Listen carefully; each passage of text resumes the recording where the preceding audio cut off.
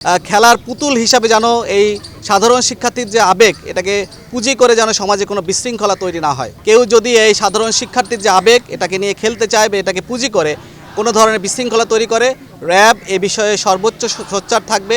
সাধারণ শিক্ষার্থীদের যে হৃদয়ের যে দাবি, যে কোটা বিরোধী যে আন্দোলন, এটার সাথে আমাদের যে র্যাব এলিট ফোর্স হিসেবে আমাদের যথেষ্ট সম্মান রয়েছে, তাদের সাংবিধানিক অধিকারের প্রতি আমাদের যথেষ্ট সম্মান রয়েছে।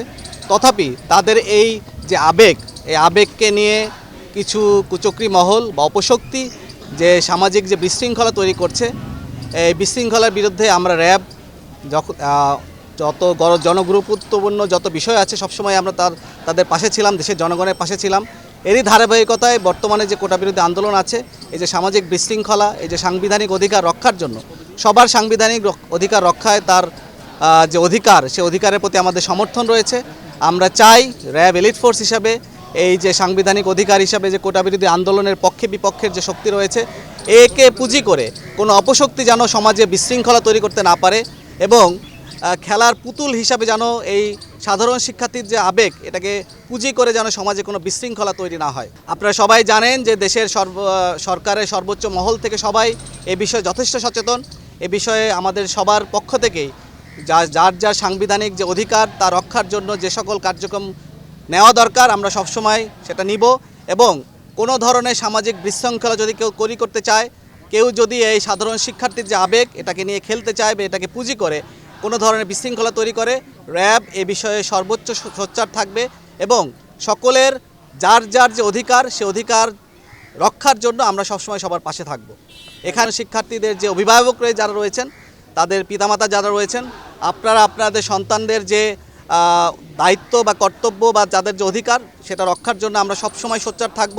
তাদের যে আবেগ, যে তাদের যে অনুভূতি, এটার বিষয়ে আমরা যথেষ্ট সজাগ। কিন্তু তারা যেন তাদের এই আবেগকে অন্য কারো পুঁজি হিসেবে ব্যবহার না করে সমাজে যেন বিশৃঙ্খলা তৈরি না করে, অন্য কারো সাংবিধানিক অধিকারকে যেন ক্ষুণ্ণ না হয়, সেদিকে আপনারা সচেতন থাকবেন। আপনার অভিভাবক হিসাবে আপনারা আপনাদের সন্তানদেরকে বোঝাবেন এবং তারা যেন তাদের যে যথাযথ উপায়, যৌক্তিক উপায়, যে সাংবিধানিক উপায় রয়েছে এবং একটি বিচারাধীন বিষয় রয়েছে এখানে, যেখানে মহামান্য হাইকোর্ট এখানে তাদের যে রায় দিয়েছেন, এটা অলরেডি সরকার আবার আপিল করেছে, আপনারা সবাই জানেন। সো তাদেরকে ধৈর্য ধারণ করতে হবে, সময় দিতে হবে এবং সময়ের সাথে সাথে আমি মনে করি সবাই সবার যে সাংবিধানিক অধিকার সেটা তারা ফিরে পাবে। এখানে অপশক্তি বলতে আমরা যারা বুঝি তারা হচ্ছে স্বাধীনতাবিরোধী যারা শক্তি, যারা দেশে বা সমাজে শৃঙ্খলিত জীবনযাপন চায় না, যারা চায় দেশে একটা অরাজক পরিস্থিতি তৈরি হোক। আপনারা সবাই বুঝতে পারছেন সে শক্তি কারা। স্বাধীনতা বিরোধী চক্র যারা আছে তারা এই বিষয়ে সোচ্চার।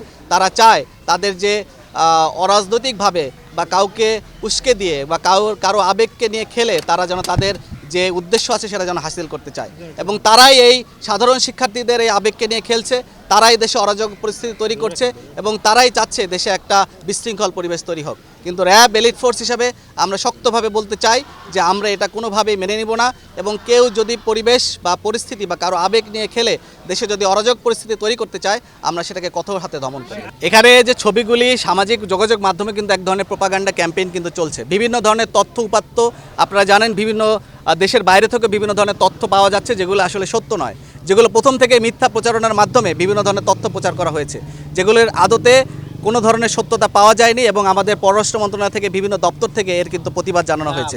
এবং দেশের ভিতরেও আমরা যে ধরনের ছবি বা যে ধরনের তথ্যপত্র পাচ্ছি, এগুলো বিশ্লেষণ সাপেক্ষ বিষয়।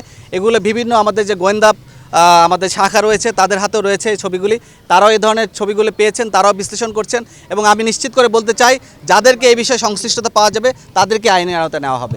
এখানে আমি প্রথম থেকে বলছি আপনি স্পেসিফিকভাবে আমি আপনাদেরকে বলতে চাই, প্রথম থেকেই বলছি আমাদের যে সাধারণ শিক্ষার্থী যারা আছে তাদের যে হৃদয়ের দাবি, এদের প্রতি আমাদের যথেষ্ট সম্মান রয়েছে।